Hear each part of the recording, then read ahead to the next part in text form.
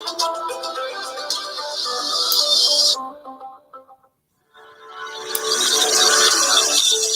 Estates provides professional and reliable service to landlords, investors and tenants. Our mission is to ethically and honestly serve our clients.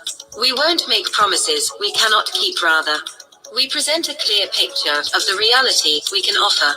We are here to help you with long and short-term let, property management, cash buyers for quick sales, stock repossession, and mortgage arrears. For all your property needs, look no further. Visit us at www.victonestates.co.uk or call us on 07448619711. Victon Estates, your property is our pride.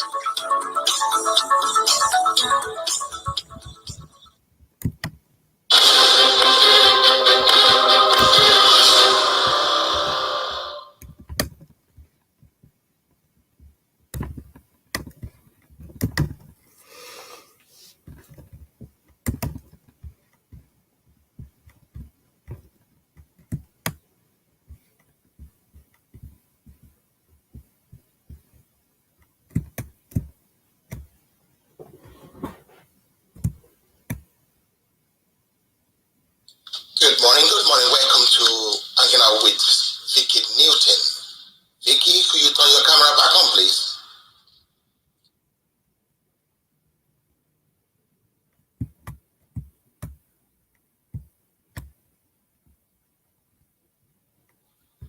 Hello, ladies and gentlemen. You're welcome to Heritage TV. We are hanging out with BWF solicitors on the Legal Hour show, coming your way every Saturday at 12 noon.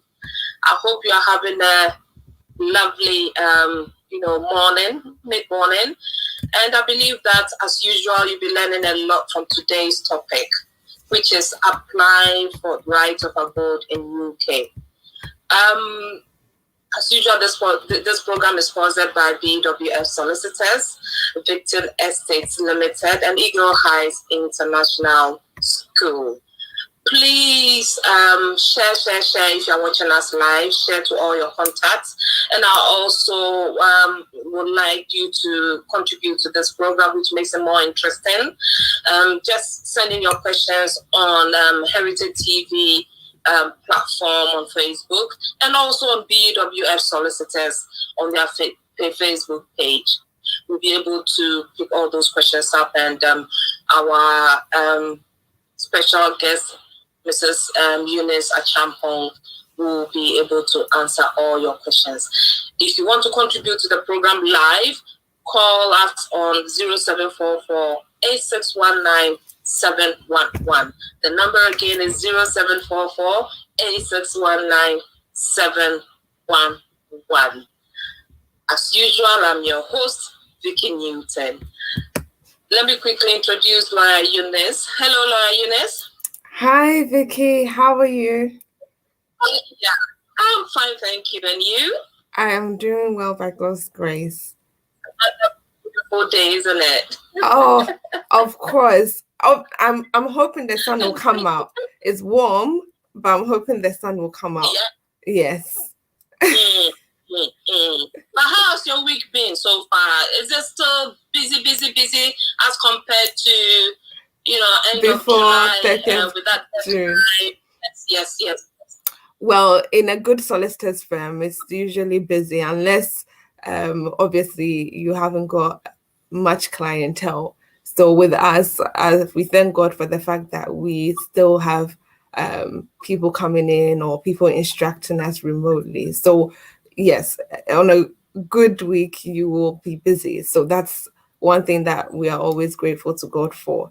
And so in terms of this deadline that you mentioned for the 30th of June, we know that the Home Office has given much ground for people to now make the applications if they were not able to do so before the 30th of June 2021. So we are thankful that at least they've given some leeway, or they've given some flexibility in terms of people putting in those applications after the date. So there's no deadline, which is also a good thing. So it means that people who were unable to do so have to prove one of the reasonable grounds, whether they had compelling reasons why they could not make it during the period of time, which was the grace period from the 1st of January to the 30th of June 2021. So if they are now able to make the application, they can provide their evidence for reasonable grounds why they couldn't do so before the 30th of June deadline. So it's still open for people to make the applications if they are EU citizens and they were residing in the UK before 31st December 2020. So they can make the applications for themselves, for their family members, those that have retained their rights, or those that have derivative rights of residence can now make the application if they have reasonable grounds why they couldn't do so before the 30th. So that's a good thing. And I think a lot of people who may not have been aware could now fall back on these reasonable grounds to be able to make those applications. Yeah. And also another thing, I think that in terms of those people that came on visit, for instance, from last year, we know that due to coronavirus, there were so many applicants who were unable to return due to travel restrictions and sickness and the rest of it. And so they've extended that deadline up to the 30th of September this year. So if you have any visit visa and you could not go for one reason or the other, and it's still valid, and you want to apply for an extension after the 30th of September 2021, you can still do so by sending an email to the assurance team, the UKVI assurance team at homeoffice.gov.uk. And in so doing, of course, you will be able to then have your visa leave extended up to the 30th of September. And most people who have had these extensions have been able to either switch to the work permit route or switch to the student route, which you would not have been able to do so before, should I say, March of 2020. So it's a good thing that due to these coronavirus concessions, people who came last year and have obviously applied for extensions can make the applications from the UK to switch to a work permit visa or a student visa or even a family route leave to remain. So it's also another good thing for people who are currently here on a visit visa who would want to extend their leave in one way or the other. So yes, I just wanted to give a bit of update. Okay. That's great. That's great. Before we delve into the topic, usually I would like to find out from you, the reason behind, because I know as a solicitor firm, specialist in immigration, family law, there's so many things that go on regarding immigration, so many issues. And usually when you pick a topic up, there's a special reason why, you chose for us to delve into that topic. So if I may ask, what is the reason behind, among all the questions in immigration, you talk about people who can apply for the right of abode to the UK? So in regards to the right of abode, I don't think it's a very well-known subject. I think not many people really know much of what a right of abode is. And so I decided that, of course, since one viewer was asking about it, I would delve into that topic, because then it will make people aware of what a right of abode is, and other people who may not necessarily have known about it would now be able to even apply for it and then also make others aware as well. So I think it's a niche subject, but once people get to know what it is, then they would be more aware of the fact that maybe it's applicable to them, because of course not many people may know the history as to what the right of abode is and how it all came about and the rest of it. And it's quite interesting that it is something that has been there for quite a bit. And I think I was doing a bit of research and I was looking into why they even made it law in the first place. And it all sort of generated from the post-war era and the fact that there were immigrants being, should I say, allowed to come into the UK for economic reasons. And so the UK just needed to boost the economy again. And so there was an era where they just decided we need immigrants to come in, work, and then, of course, once we have these workers rebuilding our country and the economy again, there will be times of prosperity. And so you would see that a lot of immigrants who came in after the post-war era may have either applied for indefinite leave to remain, or they wouldn't have done anything because they would have automatically assumed that they would have indefinite leave to remain. And some of them also returned back to their country of origin. And so you would have things like the Commonwealth and Immigration Act, which sort of gave them some rights when they were living here in the UK. And after a period of 5 years, some of them could apply for settlement. So it was interesting just to see how the law came about in the first place and what it means for other immigrants now and those who may not necessarily know that their foreparents or their grandparents may have had that right, and therefore it applies to them as well. So it's an interesting area, and I think that as we delve into it, people will then begin to realize that, oh, it's something that may be relevant to me. Yeah.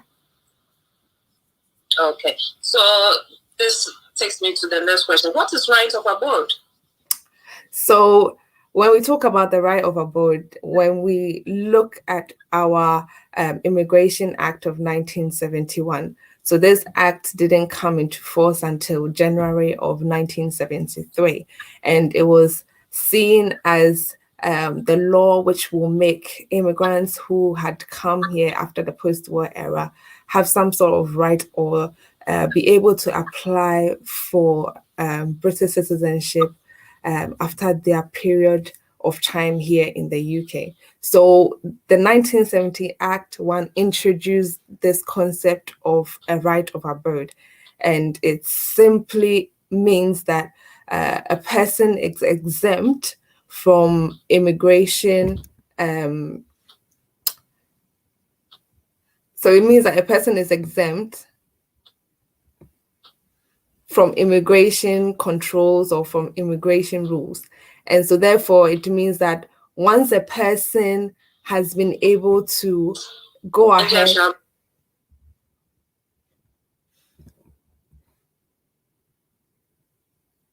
Sorry.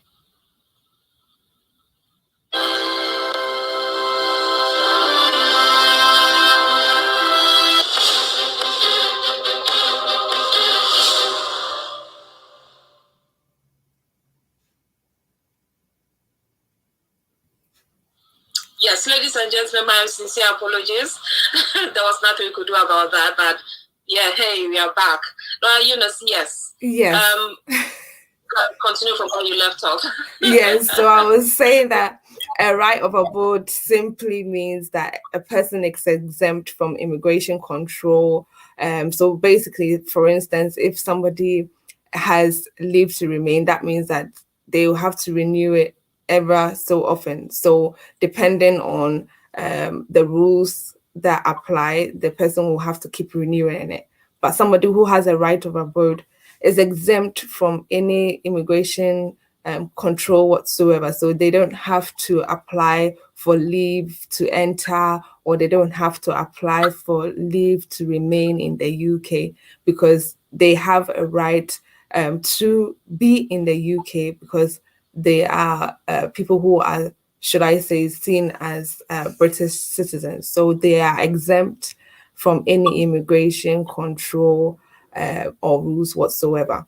And so that concept was introduced within the Immigration Act 1971, and it made it possible for immigrants, for instance, who had resided here for some time, working here in the UK, to be able to apply for settlement and to be able to also have that right of abode given to them. And so if for one reason or the other they were settled and they returned to their country of origin and decided they wanted to come back, this right of abode would be made available to them to return to the UK. And so it's quite an interesting area. And I think that as we delve into it, we will be able to see who then comes under this whole concept of a right of abode.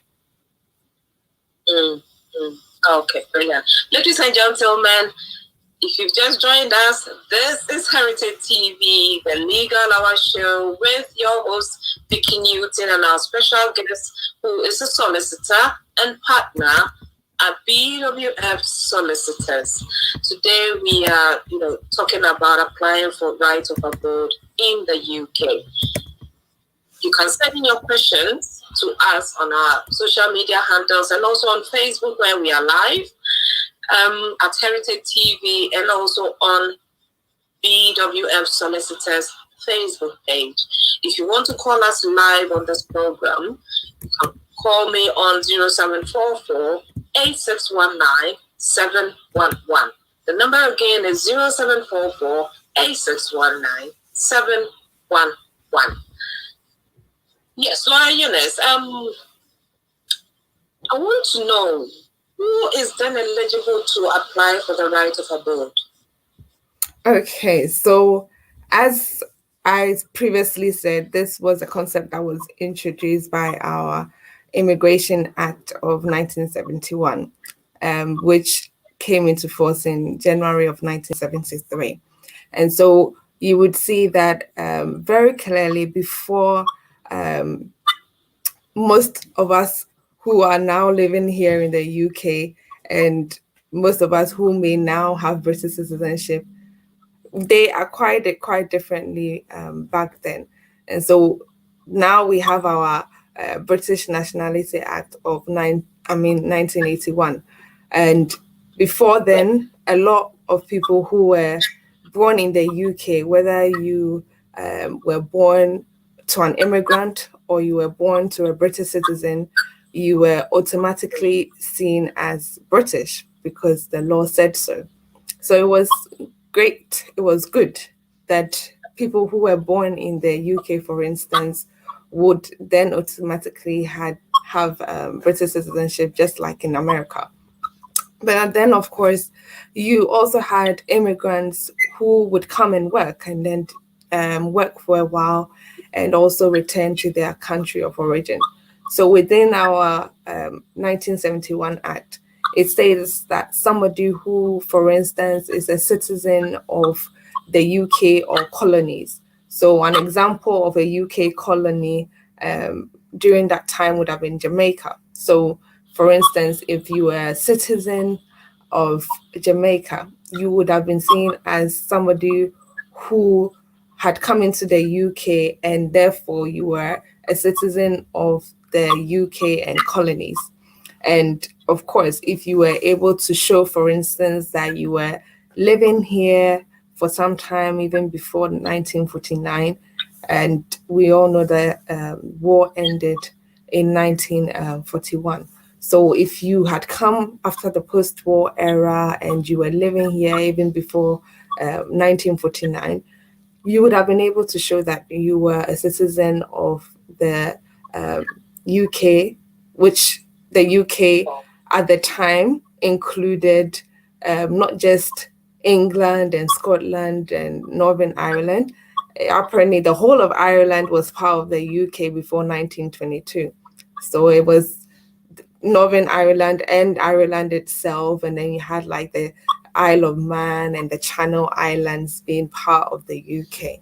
So if you were able to show that you were residing in the UK, which included the Isle of Man and the Channel Islands and Northern Ireland or Ireland itself before 1922, then of course you would have been able to say that because you were such a citizen, if you had attained settlement, then you would have been able to apply for a right of abode because you were living here, or you had attained settlement, or you were born here before 1949, or you had registered to become a citizen of the UK by that time.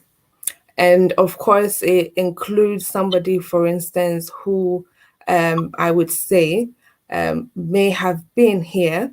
They may not have necessarily known that they could have applied for settlement, but because the law at the time made it possible for Commonwealth citizens to be able to reside here and work, after a period of 5 years, if they were able to show that they had worked here in the UK, they could apply for settlement.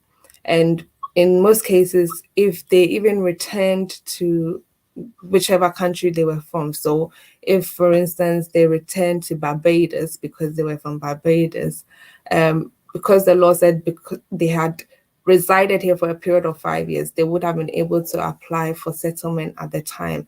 And of course, if they had any children whilst they were here in the UK, those children as well would have been seen to be children who were British. And so they could have applied for British citizenship, or they could have applied for a right of abode once their parents were able to apply for settlement, or their parents had attained settlement.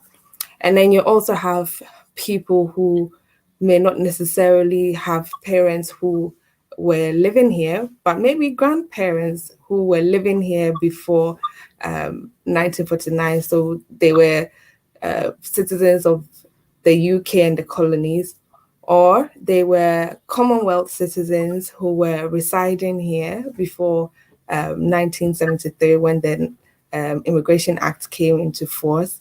And those people as well may not necessarily have been able to stay here in the UK after some time, but maybe they had their children here, and their children, of course, as we all know, before the British Nationality Act of 1981, if you were born here, you were British automatically.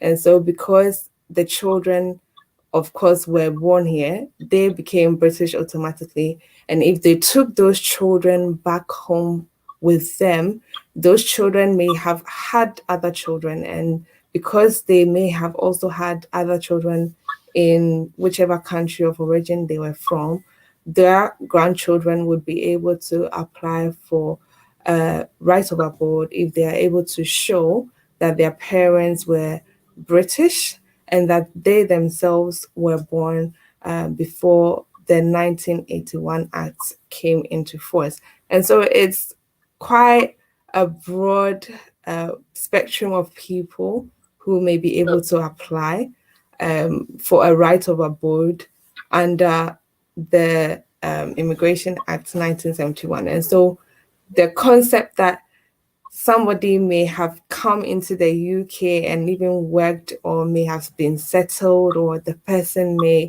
have returned to their country of origin, may not necessarily mean that they've lost every right to come back to the UK, but then there's an opportunity for their children or their grandchildren to come back into the UK, or to be able to apply for an entitlement for a right of abode to come into the UK and to also live and work if they wanted to. Okay. All right. Lawyer Eunice, I've got Anna asking if I hold British citizenship and the citizenship of a Commonwealth country, do I need to apply for a right to abode? So in Anna's case, of course, if you are a British citizen, by virtue of the fact that you're a British citizen, you automatically have a right of abode.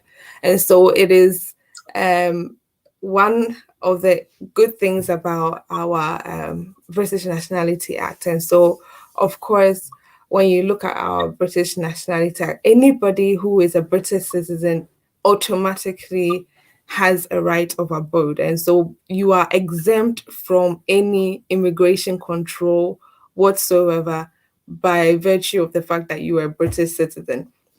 So, notwithstanding the fact that she also has a Commonwealth citizenship. So, in the UK, we don't have any discrimination in terms of people holding dual nationality or having triple nationality or the rest of it. And so our immigration laws, or should I say our nationality laws, are quite flexible in that sense. And so you can have multiple nationalities and not just be a British citizen. And so, of course, if she is British and she also has a Commonwealth citizenship, she does not need to apply for a right of abode because, of course, she's able to show that she's British. And so, by virtue of the fact that she's British, she can travel in and out of the UK at any point and show her passport as being a British citizen. And when she's going to whichever Commonwealth country that she's from, she would just have to show that passport as a passport of somebody who is of that country's nationality. So there isn't any need whatsoever to apply for a right of abode because she's already British in that sense. Oh, okay. All right. I've got another question that's just come in.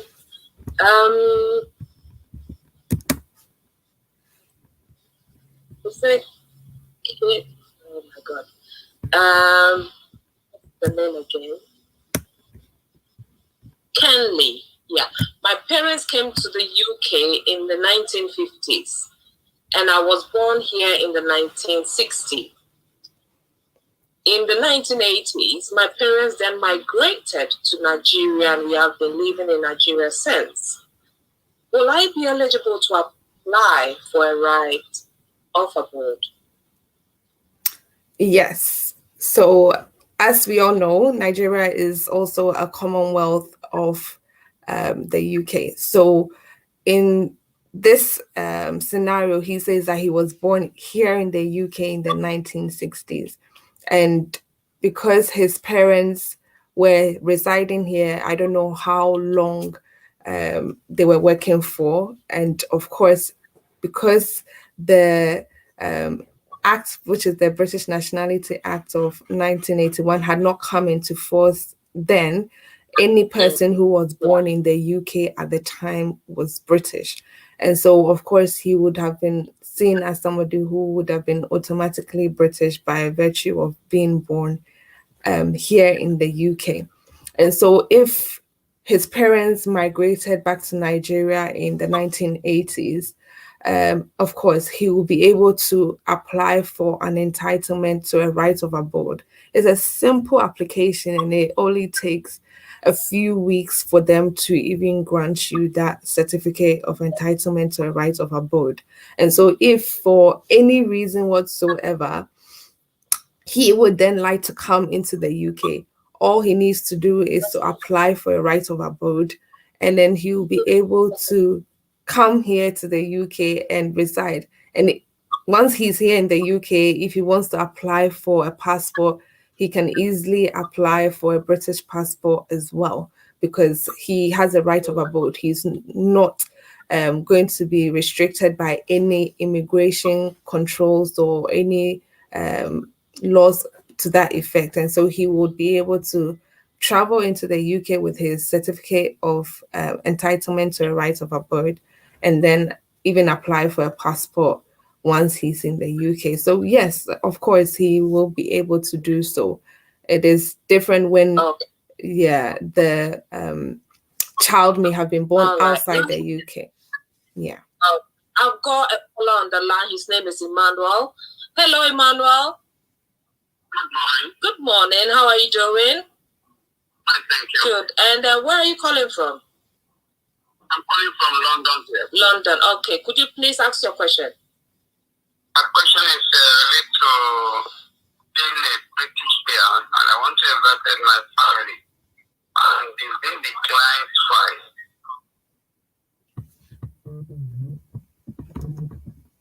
Question.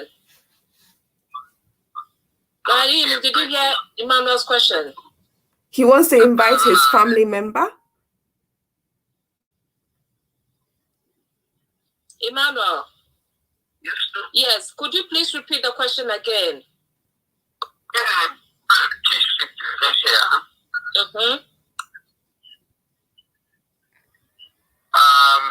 Try to invite my family. Okay. To the UK. Declined twice. They didn't think to Russia. Insufficient. Okay. All right. Lawyer Eunice. The issue now is the people that came with her when it was Nigeria. We can't find any document except the only stamp of the British embassy at our passport that we can show that we have applied twice, which was declined. Okay. There's not any other document back it up. Is it possible to apply again? Okay. Hold on, and Lawyer Eunice will be able to answer. So I'm assuming that he either has settled status or he's British, and he's trying to invite his spouse to come and live with him in the UK. Okay, so they've been used twice. And of course, it was because of the financial requirement. Yes. And so the only proof they have is a stamp on the document. I think that's what he said. Can he, is there any hope of him reapplying again? Of course, he can always reapply. But in terms of meeting the financial requirement, I don't know what kind of job he does. I don't know how much he was earning. I don't know what his income is at the moment. So I'm just going to give something general. Yes. So what is the criteria? What criteria does he have to meet financially? So I'm sure he knows that he was supposed to meet a financial requirement of 18,600 to be able to bring his spouse here to the UK. But if he could provide more details as to what his income was, what his job was, because some people may be self-employed and they will be relying on their self-employment. Others may be employed and they will be relying on their employment. And of course, if he is self-employed, the self-assessment is done differently because, of course, you want to be looking at the profits earned by that person. And if the profits earned is way below the requirements of 18,600, then, of course, he will not be able to meet the 18,600 specification for each given year. And then you also have those who are employed who need to show that their gross income, so it's not even the income after tax, is the gross income. So if they're able to show that the gross income that they are earning is about 18,600 a year, then they have to provide specified evidence, which includes a letter from their employer and then 6 months pay slips and bank statements to be able to show that, of course, they are able to meet that 18,600 threshold. So, of course, I don't know what his situation was back then, whether he wasn't able to provide all of the evidence for employment or whether he was self-employed. I don't know what his circumstances were. And so, of course, if he's able to call after the program, then we can take it from there. Okay. Emmanuel, you've heard the answer Lawyer Eunice gave you? I'm I listen to all the conversations at the table. Okay. All right. So, After the program. of course, yes. Yeah, that was her last, statement. So what will happen is that at the end of the show, she's going to leave all her details. Get in touch with her, and I believe strongly that she'll be able to advise and help you with the situation. So don't worry. You'll be able to reapply again, definitely. Okay, please, I want you to do me supposed to send it my email. Okay. All right. So text your email address to me, then I will send you all her details for you to get in touch. All right? Thank you so much for calling us. Have a lovely day. Okay. Bye-bye. Yes, so there you are, Lawyer Eunice. Lawyer Eunice, what I wanted to find out is, anybody listening who is planning to put in such an application, what are the required documents? Okay. So in terms of a right of abode application, depending on, should I say, the reason why you are making the application. So if, for instance, you are saying to us that you're already a British citizen, and so, like I've said, somebody whose parents were living here prior to 1949, for instance, can say that because their parents were a citizen of the UK and colonies, they know that they were born here, and so they are automatically British. Or it could be that they had grandparents who were living here and their grandparents were British, and probably their parents also were born. They also were born before the 1981 Act, and so they too were British. And then, unfortunately or fortunately, they were born outside of the UK, and so because of that, they have been able to derive British citizenship from their parent by descent. And so maybe because of that, they are applying for a right of abode so that they can travel to the UK. And so they're relying on their parents' citizenship to say that they are also British, and therefore they would like to apply for a right of abode. In that instance, they are just going to have to provide a copy of their birth certificate or their birth certificate, evidence that their parent was here in the UK or was born here in the UK. And then, of course, if they have evidence that even their grandparent was residing here in the UK and was British, then they can provide that as well. So it helps when you are able to show the circumstances under which you say you are British, and showing some form of British citizenship or birth certificate for yourself and your parent, or a birth certificate for your grandparent, or citizenship for your grandparent, will also help them to identify the link as well. And not forgetting, even after the 1981 Act, the British Nationality Act came into force, somebody who may have been British by virtue of the fact that they had, for instance, had a parent here who was settled, or somebody who had indefinite leave to remain, or somebody who had British citizenship at the time, may also have a child here in the UK. And if that child was born at the time that that parent was settled or that parent was British, then of course, we know that from the British Nationality Act, that child who was born here in the UK would have been British. If they were born outside of the UK, for instance, then obviously that child is British, but they will just have to prove that their parent was settled or their parent was British at the time that they were born. And so, of course, that child will also be able to apply for a right of abode to travel to the UK. And so all they need to show is that their parent was settled, or their parent had indefinite leave to remain, or their parent had British citizenship at the time that they were born, and their birth certificate, and usually they want to be able to know that for sure your parent is who you say he is, especially if you were born outside of the UK. So sometimes it helps when you are able to provide other documentation as well.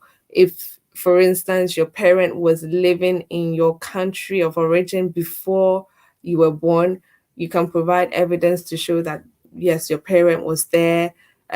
Pictures can help as well, to show that your dad was present at the time of your birth. You can also provide a marriage certificate if your parents were married as well. So it depends on the circumstances in which you are saying you are a person who is entitled to apply for a right of abode. And so depending on those circumstances, you can provide evidence of the relationships so that they will also assess the evidence that you have provided and then grant you an entitlement to a right of abode. Yeah.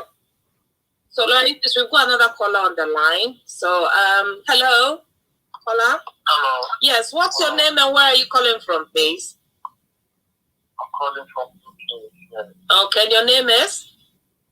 My name is Sammy. Sammy, you are welcome to Heritage TV.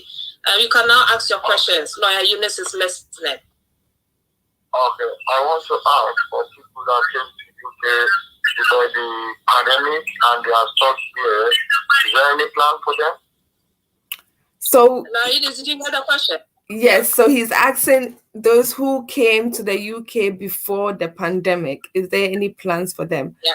So, of course, we have our immigration rules. If you came before the pandemic, which started, I would say, generally in January of 2020 last year, then of course you are not somebody who would be classified as somebody who was affected by the pandemic. But if you were here living in the UK and, for instance, you came on a visitor visa and the visitor visa expired for one reason or the other and you have not been able to return back to your country of origin, the immigration rules are quite clear on who can apply for leave to remain in the UK. So if you have a family member who is a spouse or you have a child here in the UK who is under the age of 18, who is British or who is settled here in the UK, or the child has lived here for a continuous period of 7 years, then of course you can rely on those family members to be able to make an application to remain in the UK. If you have a basis to say that you have lived in the UK for a continuous period of 20 years because you are above the age of 18, and you are proving to them that because you're above the age of 18, you have lived here in the UK for a period of 20 years or more, you can also make an application based on your private life. So that is living here for at least 20 years. And then you also have an application based on your private life if you are able to show, for instance, you came to the country before you were 25. So you are between the ages of 18 to 25, but you have lived in this country for more than half of your life. So let's say that currently you are 20 years old, but when you came to the country, you were just about 9 or 10 years old. And because you have lived here for more than half of that period of time, so if you came here whilst you were 9, you've lived here more than 9 years. So you're now 20. So you've lived here for more than 10 years. And therefore, you've lived here more than half of your life. And so you can make an application based on your private life because you have been able to show that you are between the ages of 18 to 25. But unfortunately, you haven't got any stay or you haven't got any leave to remain. Unfortunately, you're not a child. Yeah, what he was saying was those who were stuck after the pandemic. Oh, so it's not before the pandemic? No. Can you explain to us, did you come on a visit during the COVID or before the COVID and you got stuck? Yeah. So did you come as a visitor? Yes. Okay, Lawyer Eunice, so that is it. It's made it clearer. He Okay. came on a visit. During that time, the pandemic, was there, so he couldn't go back. Because there were no flights moving in and out, things like that. So he's stuck. That's the question is. Okay, so asking. because I heard before the pandemic, that's why. Okay, Yeah. so No. if he came here and then of course because of the COVID-19 restrictions, he was not able to return to his country of origin. Yeah. So between March of 2020, the Home Office brought about concessions for those who had visit visas and could not return to their country of origin. So if from March of 2020, he is able to show that he was not able to return because he was ill or because of the restrictions in his country of origin, then of course they made it available for those people to apply for assurance or to be able to apply for extensions to their visit visas.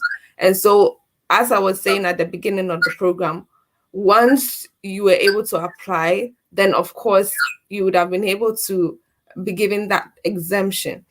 Even if that person was not able to apply between March of 2020 up to now, and they are able to now return to their country of origin, they are saying that you can make plans to return to your country of origin as soon as possible. But if you applied for the assurance or you applied for the extension by the coronavirus email address that was given, which is the CIH assurance team at homeoffice.gov.uk, then of course, then you can say that because you applied for that extension, that has given you room to be able to remain and make a switch to whichever route you think will be available to you. So those who may not necessarily have applied for the extension, they're saying you can now make plans or you can now make arrangements to return to your country of origin. But if you did make an application for an extension or an assurance whilst the pandemic was going on, then of course you now know that you have the assurance up to the 30th of September, which is this year. So if the one you had before expires on the 30th of June and you still haven't been able to return because you are currently somebody who is, let's say, ill and is suffering from a very long-term illness, then of course you can put in the assurance extension to say that this is what your current situation is. You are not able to go back and you want to apply for the extension after the 30th of September.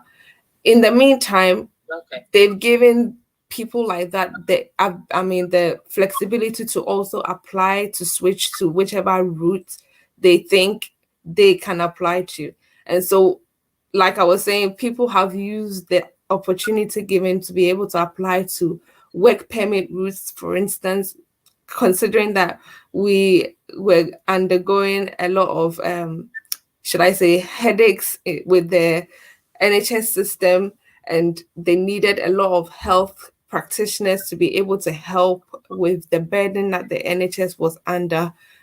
That has helped some people in terms of achieving or being granted work permit visa within the health and care sector. And then you also have people who have been able to apply for student visas to study in the UK as long as they are able to meet those requirements. And you also have people who have family members here who are either British or settled, or children here who may not necessarily be British or settled, but have lived here for a continuous period of 7 years, who have also been able to make applications based on those family members. So, of course, if you were able to apply for the assurance and you still need to be able to apply for the assurance, you can contact the CIH assurance team at homeoffice.gov.uk to be able to request for that assurance. And if you still believe that you have some basis to make an application to remain in the UK, then you can go ahead and do that. That's great. That's great. Unfortunately, I lost the caller, but I believe that he's listening to us, live on the platform. So what I'll tell the caller is, Lawyer Eunice will leave her details at the end of the show. Please get in touch with her, and she'll be able to help you. Yes, Lawyer Eunice. I'd wanted to ask this question, but it was related to the question this lady asked in regards to her parents coming into the UK in the 50s, and she was born 10 years later and migrated back to Nigeria. And since then, that's where she's lived all her life. This brings to mind that Windrush scandal, where people couldn't prove that they were born and lived in the UK throughout their whole life. So if you don't have anything to show, to prove that you were born here, probably they've lost their birth certificates, and any document that will prove that they were born in the UK, lived half of their life in the UK, but migrated back to whichever country. Parents' country. Yes. How do such people go about it? But this has brought into my mind, that Windrush scandal. Yeah. And it's very important to also know that a lot of people who are caught up in this, for one reason or the other, they didn't, like I said, they didn't know that they had to even apply for settlement because they thought it was automatic. By mere fact that they had come here to work, they were getting some sort of leave, or they were getting some sort of indefinite leave to remain in the UK. And this was also in regards to the post-war era and the fact that they needed immigrants here to be able to work and to be able to rebuild the economy again. And so you have people, like you're saying, who may not necessarily have the documentation to show that they had parents here who, for instance, lived here for a long period of time, even before the British Nationality 1981 Act came into force. And so you have those generations of people who were living here in the UK, worked here for a long period of time, even more than the 5 years I was talking about in terms of the right of abode. And so if you have people like that who may not necessarily have documentation, maybe not for themselves, but if they could show that for one reason or the other, there was some sort of travel. So usually in cases like that, their parents may be able to show that they traveled back to whichever country they are from, maybe during the 1970s or during the 1980s, or for one reason or the other, they may have photographs of themselves when they were working and they basically were here, living here in the UK. There must be something that will link that person to that parent. And of course, the birth certificate is one thing.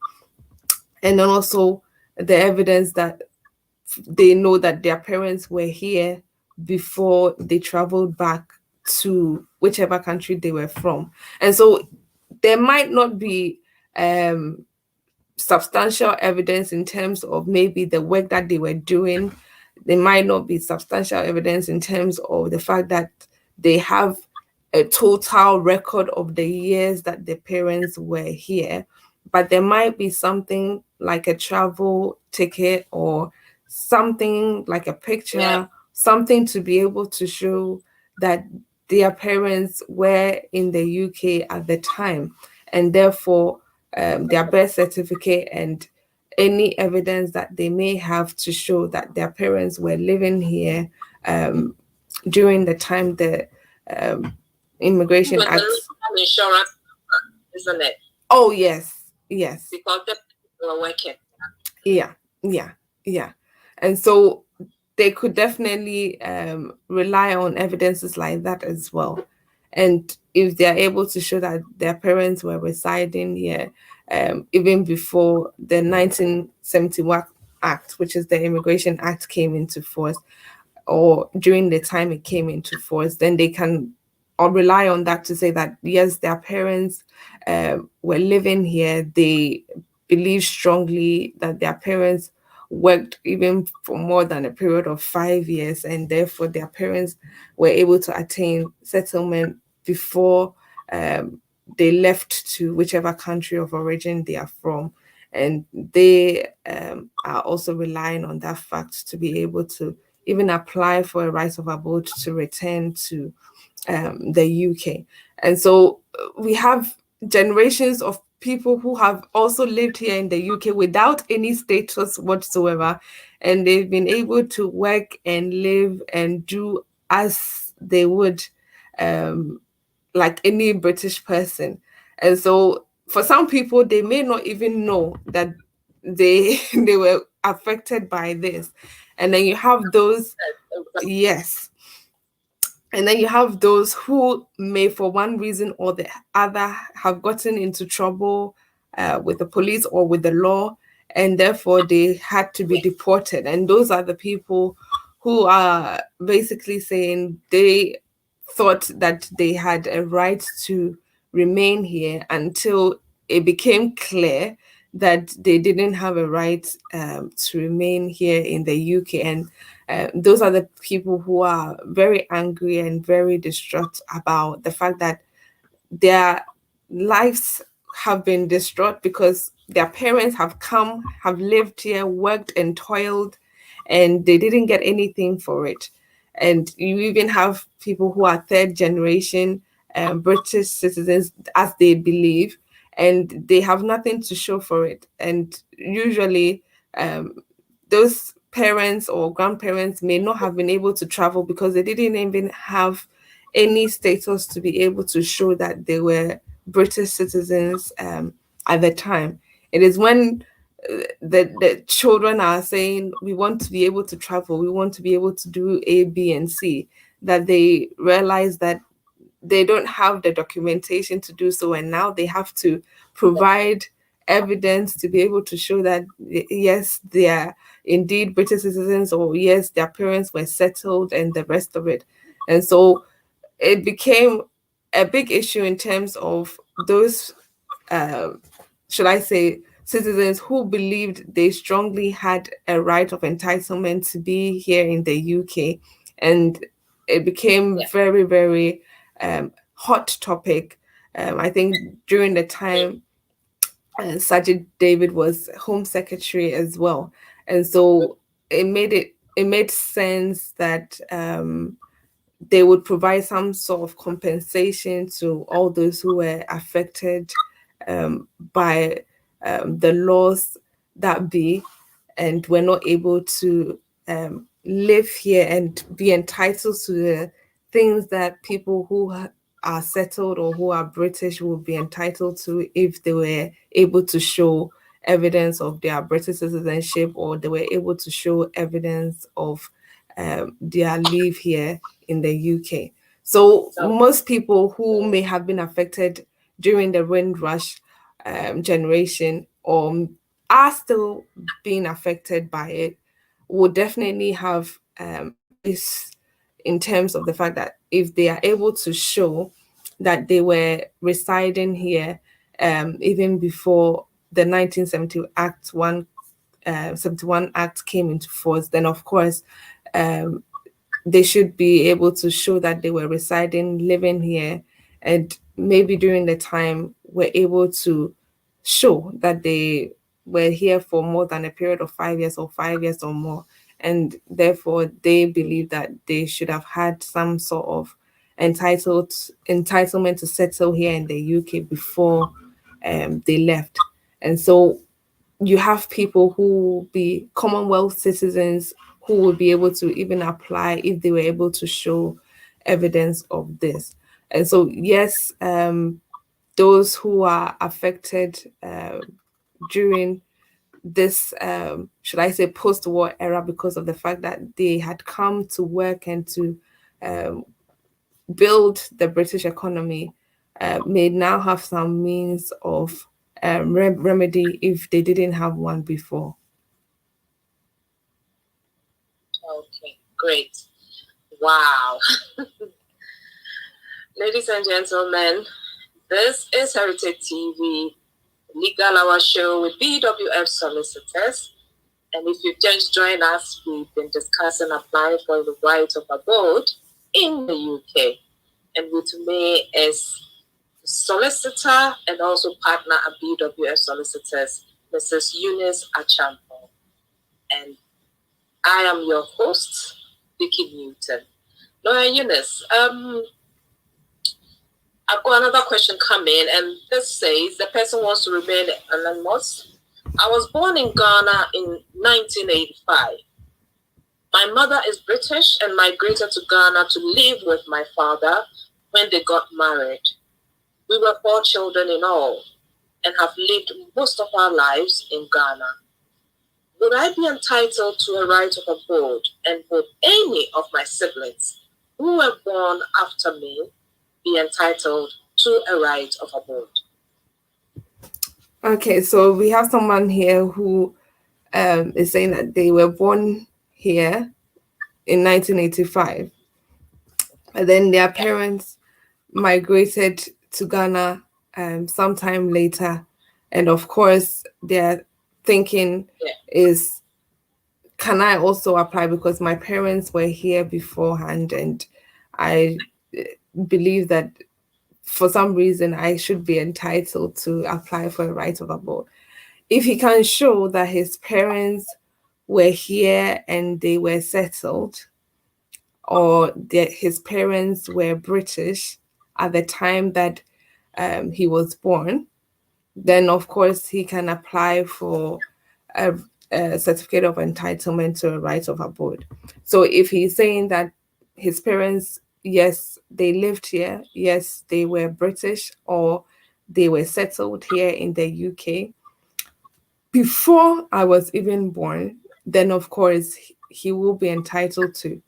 But if he can't show that his parents were settled or British, because we have the British Nationality Act of 1981, which removed people's automatic right to British citizenship by being born here in the UK.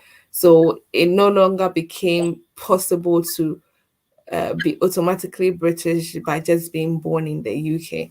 And so when the 1981 Act came into force in January of 1983, all those who were born after that time could not claim British citizenship. And so if he was able to show that his parents were British or settled under Section 1 of the British Nationality Act, then he can go ahead and apply for a right of abode. And his siblings therefore can also apply for a right of abode in that instance. But he has to be able to show that his parents were British or settled before his birth or before their birth. Yeah. Right. I think that is all the questions I have from my end. Do you have any questions on the BWF Solicitors platform? No. If not, then we'll do that. Okay. Okay, you have that. All right, that's fine. Before Lawyer Eunice rounds up and leaves her contact details, may I also remind all of you that BWF Solicitors also broadcasts a live Facebook program titled The Community and the Law. It comes on every Saturday at 4 p.m. on their Facebook page at BWF Solicitors. Today's topic is, did you know you can still apply for leave to enter or remain in the UK as a spouse of a relevant EEA citizen? If you are interested in this topic, don't hesitate. Make sure you jump on the BWF Solicitors Facebook page at 4 p.m. and you will have another seasoned solicitor and also a partner at BWF Solicitors, Lawyer Richard, who will be answering your questions. So I'll be there to listen to this topic as well. So I will endeavor all of you to jump on at 4 p.m. So Lawyer Eunice, if you wouldn't mind, round it up in summary and give us your details for those who would like to contact you after this program. Okay, so we've been speaking a lot about a right of abode to come to the UK, for instance, for those who may have parents or grandparents who were either born in the UK or were settled in the UK or may have even registered to become citizens whilst they were in the UK.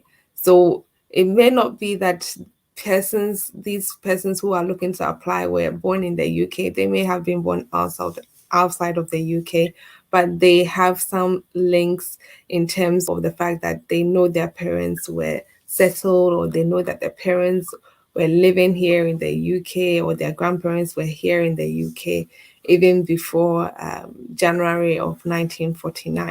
And so if you fall into this category, or you believe that your parents were British or settled even after the British Nationality Act 1981 came into force, then of course you may be somebody who is applicable to apply for a right of abode to come and stay in the UK and be exempt from any immigration control whatsoever.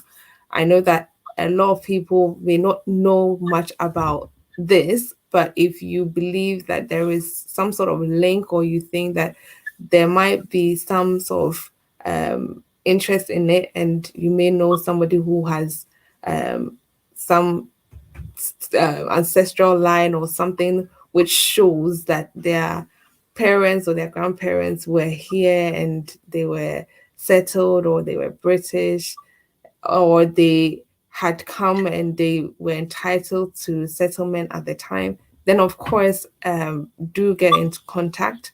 And as Vikky said, we do not only look at immigration issues, we also look at family issues, and we also look at things like civil litigation matters and employment issues as well. And so if you have any other issues in terms of your circumstances, please do not hesitate to contact us or myself.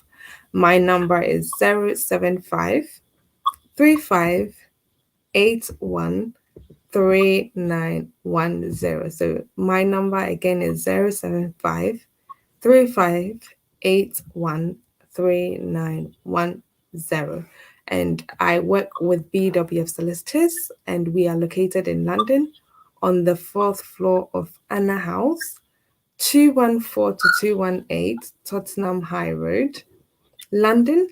Our postcode is N15 4NP. So it's N15 4NP. And our contact number from Monday to Friday, 9:30 a.m. to 6 p.m. is 0208 493 7340. So it's 0208 493 7340. Thank you. Great. Lawyer Eunice, as I always say, we very much appreciate your time coming to educate us and also, answer people's questions. Putting their mind to rest that there is hope. We thank you so much, very much appreciate your presence every Saturday at 12 noon. Ladies and gentlemen, if you have any further questions or you are not clear on anything that was discussed today, I would advise you contact BWF on our screen. I've got the number on the screen. contact them on these numbers and they'll be very glad to help. They have a large number of team and seasoned solicitors who work together and will be able to help you to resolve all your immigration issues. So on that note, I would like to say thank you for tuning in and staying with us throughout the program and sharing to all your contacts. Definitely we'll see you again next week, same time. But I'll also be coming on at 2 p.m. with another guest to talk about church. So if it's something that you are interested in, jump on again at 2 p.m. and I'll have some guests on my show. Thank you. And lastly, oh my God, forgive me, my sponsors. I nearly forgot. Thank you so much to all our sponsors. Without them, we'll not be able to come your way live every Saturday. A special thank you to BWF Solicitors, Victim Estates Limited, and Eagle Heights International School. I pray that you take good care of yourselves. See you again next week. Bye-bye.